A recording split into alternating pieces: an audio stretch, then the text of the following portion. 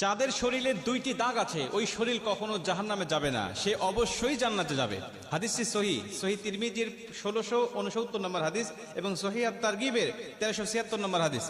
হযরত আবু উমামা রাদিয়াল্লাহু তাআলা আনহু হাদিসটা বর্ণনা করেছেন। রাসূল সাল্লাল্লাহু আলাইহি ওয়াসাল্লাম বলেন, যাদের শরীরে দুইটা দাগ আছে এবং যাদের শরীর থেকে 2 ফোঁটা তরল পদার্থ নির্গত হয় ওই শরীর কখনো জাহান্নামে যাবে না, সে অবশ্যই জান্নাতে যাবে এবং আল্লাহ পাকের কাছে এই শরীরটা সবচেয়ে প্রিয় শরীর। রাসূল সাল্লাল্লাহু আলাইহি ওয়াসাল্লাম বলেন, 1 নম্বর দাগ হলো যে ব্যক্তি জিহাদের ময়দানে আল্লাহকে খুশি করার জন্য, আল্লাহর দ্বীন কায়েম করার জন্য অথবা আল্লাহর সন্তুষ্টির জন্য যে ব্যক্তি বাতিলের মোকাবেলা করতে গিয়ে শত্রু পক্ষের আঘাতে তার শরীরে ছোট্ট একটা দাগও যদি বসে যায়, এই দাগটা কিয়ামতের ময়দানে সুপারিশ করে বা এই দাগটা থাকার কারণে কিয়ামতের ময়দানে আল্লাহ পাক তাকে জান্নাতে দিয়ে দিবে। নবীজি সাল্লাল্লাহু আলাইহি ওয়াসাল্লাম বলেন, 2 নম্বরে ফরজ ইবাদত সমূহের কোন একটি দাগ যদি তার শরীরে দেখা যায়, যেমন নামাজ পড়তে পড়তে সেজদা দিতে দিতে কপালে